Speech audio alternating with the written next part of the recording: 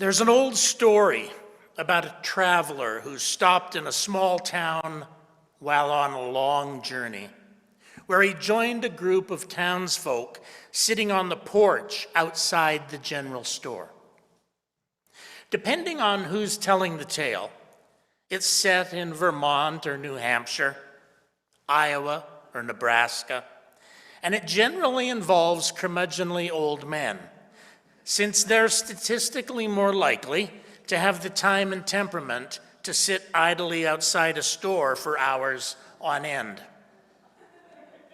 Well, the way I heard it, the town was in Minnesota. These old-timers sat there in perfect silence, punctured only by the occasional sigh or snort. After several attempts to engage those homegrown strangers in conversation, without any success, the exasperated traveler asked, "Is there some sort of law against talking in this town?" After a long and uncomfortable silence, one of the porch dwellers finally spoke up to respond. "There's no law against talking," he allowed, "but we do have a custom that one doesn't speak unless they're sure they can improve upon the silence." We don't suffer from excessive silence, although most of what intrudes upon our silence doesn't much improve upon it. We live in an age of considerable. The sounds of human activity and technology break in upon our lives nearly everywhere we go, night and day, and this noise can seem almost inescapable at times. Indeed, many people don't want to escape it. Noise sometimes feels like company, especially in times of unwanted solitude. At times we may feel so awkward, even anxious, when we find ourselves enveloped in silence, that we welcome noise into our lives in an effort to comfort ourselves, perhaps relieving our boredom, or helping us feel connected to something beyond ourselves, something represented by whatever fills the void with sound, no matter what the sound may be. How many people do you know who leave the radio on for their dog or cat when they leave the house? How many of you do it yourselves? I sometimes wonder if our pets even appreciate these kindnesses. You see, I leave a radio on in the garage because the noise helps to keep squirrels and other rodents from taking up residence. They don't like the noise. And for this purpose, talk radio seems preferable to music stations, since it leads the critters to think that the garage is already occupied by noisy and threatening humans. So we may be mistaken in imagining that our pets appreciate the noise we leave behind when we abandon them for a few hours. It's our voices they want to hear, not those of strangers. The practice of leaving on the radio for our pets is a projection, of course. Given that so many of us turn on the radio or the television to keep ourselves comfortable, we assume our pets feel the same way. We imagine that they like to eavesdrop on human conversations and music making. I know I do. I wake up to chatter on the radio each and every morning. And once I've washed up and dressed, I head downstairs and turn on the radio or the TV to catch up on the news of the day while I enjoy my first of several cups of coffee.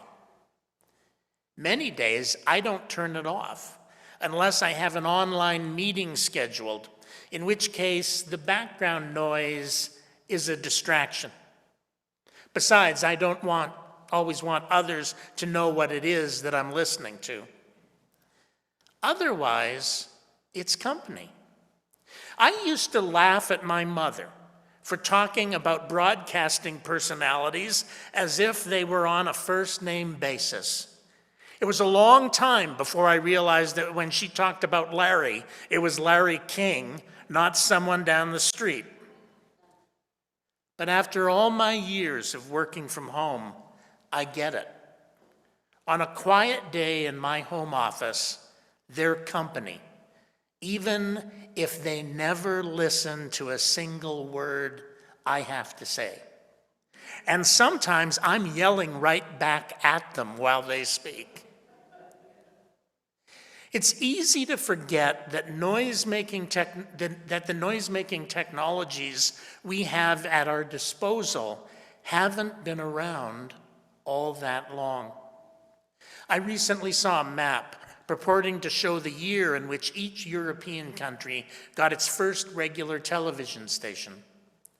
Germany was first in 1929, which surprised me, followed by the United Kingdom, Russia, and France during the following decade. But most countries didn't get television until the 1950s or even the 1960s. It reminded me that I belong to the first television generation, in the sense that I cannot personally remember a time without TV. And my parents grew up in the first radio generation. Before then, there was, radio silence.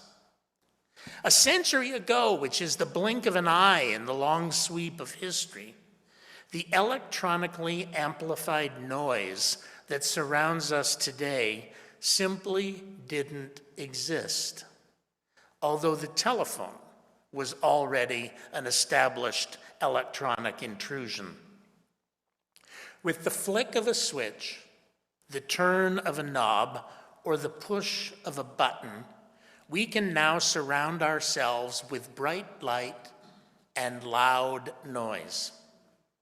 There's no denying that our ability to marshal the power of the electronic universe is convenient and often satisfying. But is it always good for us? It sometimes seems like our hunger for light and sound has become addictive. And the more we have, the more we need.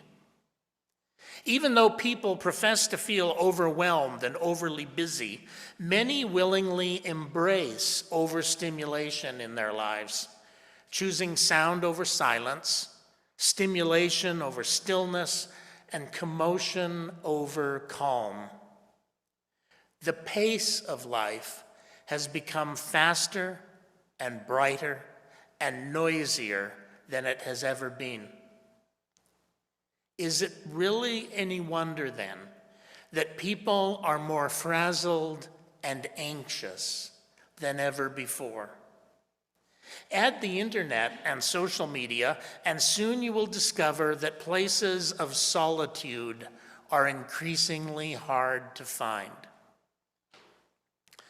Let us resolve to attain the grace of silence, wrote Harriet Beecher Stowe, before going on to suggest that gratuitous fault-finding tends to poison the atmosphere by calling upon us and our neighbors to remark on every painful and disagreeable feature of their daily life. That is, to gossip about one another and even slander people we don't even know, except by their public celebrity. Although she was writing in the 19th century, Stowe could have been commenting on the prevailing tone of the news media today, especially cable television, which indulges itself in orgies of commentary on topics and people about which its pundits know far less than they assume, but who nevertheless stand prepared to fill the airwaves with as much noise as they can muster. Stowe believed that the grace of silence might even lead us to practice the grace and virtue of praise. If nothing else, the grace of silence might prevent us from lapsing into mischief and gratuitous complaint. Some years ago, one of my high school teachers, with whom I'm still in touch, gave up his television. It was simply too time-consuming and time-wasting, not to mention the source of a stream of negativity. A few years later, he gave up social media too, which was a real loss to me and hundreds upon hundreds of other fellow students who followed our beloved teacher's activities with great interest. In a nutshell, this teacher was seeking to reduce the noise in his life so that he could savor what remained and devote time and attention to his own deepest concerns without distraction. While still using email and listening to the radio, he shed the unwanted distractions and impositions of those things that many consider indispensable. He reclaimed his time and his quietude for himself. Go placidly amid the noise and haste, and remember what peace there may be in silence, begins the poem Desiderata.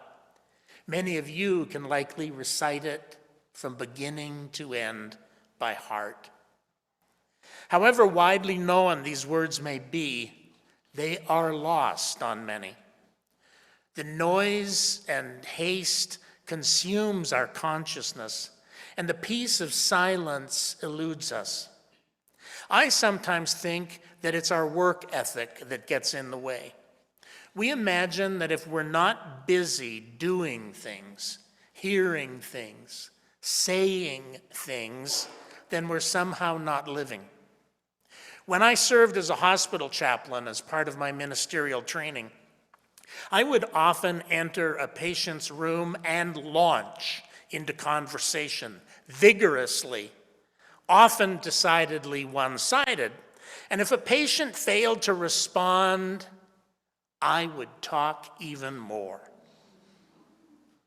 Finally, one patient looked at me and said, "Not all the space needs to be filled with words, you know. I would be happy if you would simply sit with me a while." And so I did, beginning what was a slow and sometimes challenging journey to silence and a growing awareness of the grace it offers.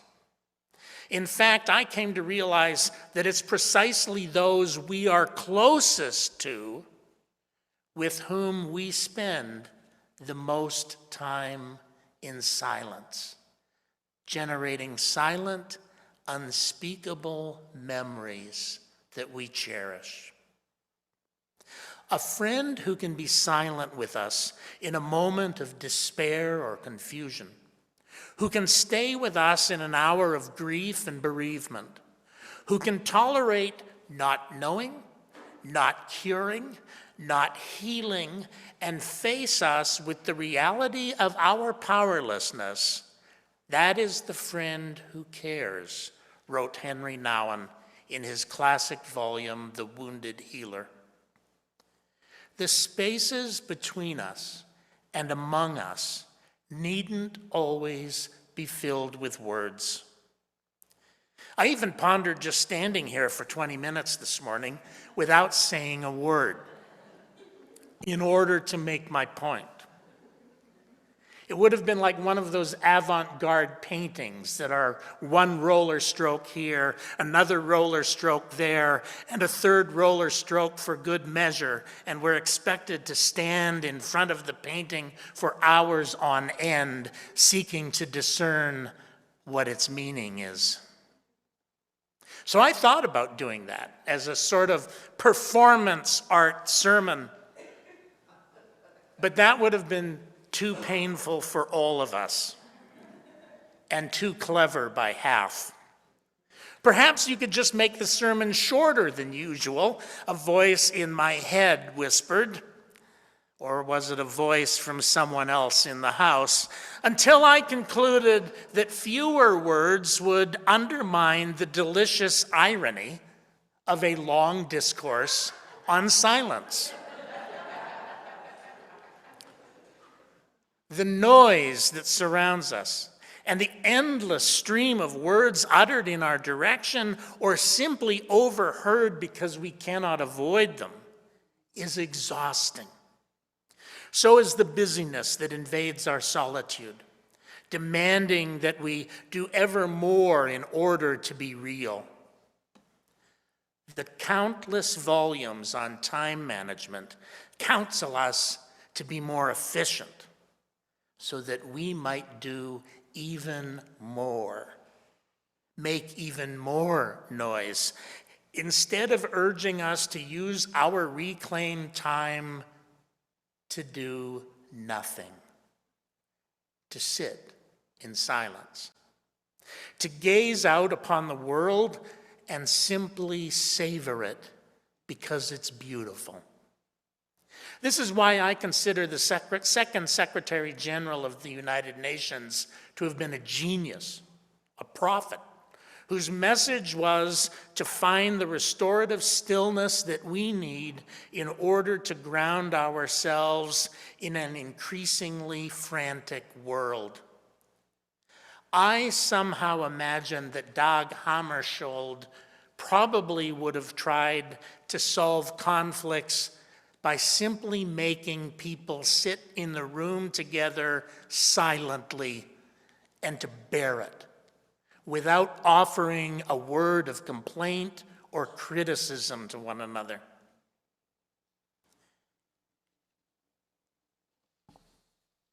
And he recognized the importance of this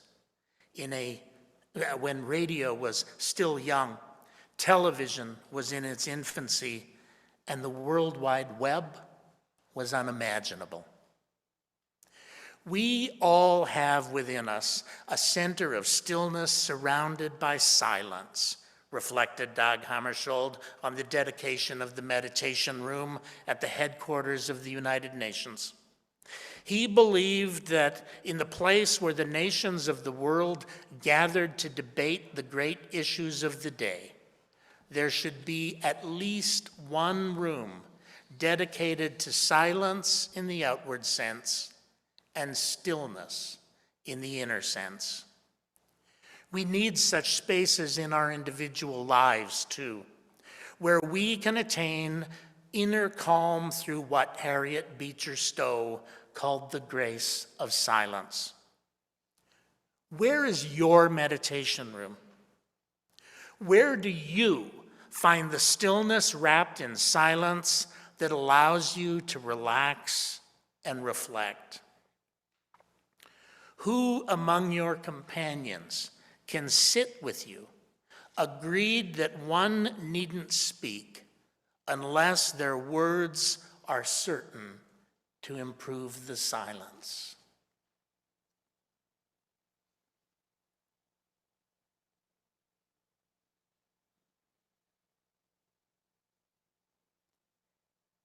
If we are to avoid being broken by the world, each of us must find a sanctuary somewhere that allows us to immerse ourselves in silence, explore our solitude, and find a stillness that restores our well-being.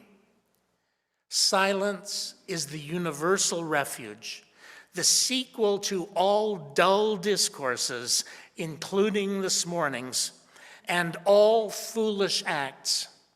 A balm of every chagrin, said Henry David Thoreau, a person who knew how to use his solitude well. It doesn't much matter where we find it or what it looks like. just so long as we have somewhere to go to be alone with ourselves, even if it's in the midst of a crowd. Sometimes we may find our sanctuary in the quiet corner of a busy hall, or while walking surrounded by the city's bustle.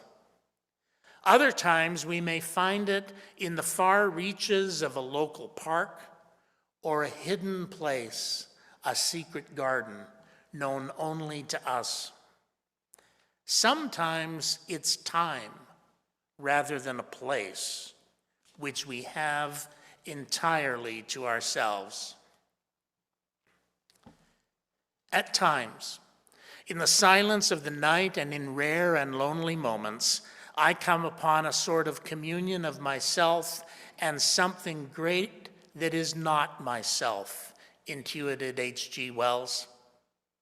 It is perhaps poverty of mind and language that obliges me to say that this universal scheme takes on the effect of a sympathetic person, and my communion a quality of fearless worship.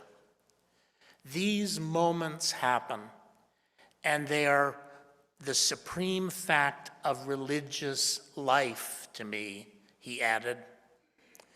Wells was pointing to the silence of the mystic, the stillness we may all feel at times, which sets the stage for us to feel a deeper connection to people other than ourselves and the forces of nature beyond our control. Sometimes I find myself lying awake at night for hours on end, not because I'm suffering from insomnia, but rather because the amplitude of the silence is overwhelming. And I find myself listening for those inspirations and insights that are not conveyed with words or even song, but which come to us through what our Unitarian Universalist teachings call direct experience of that transcending mystery and wonder, which moves us to a renewal of the spirit and an openness to the forces that create and uphold life. In sound and song, we may revel in the ecstasies of life, but it is in silence that we experience the mystery and wonder that renews us when we are weary and discouraged. And it is in stillness that we find our true selves somewhere deep within.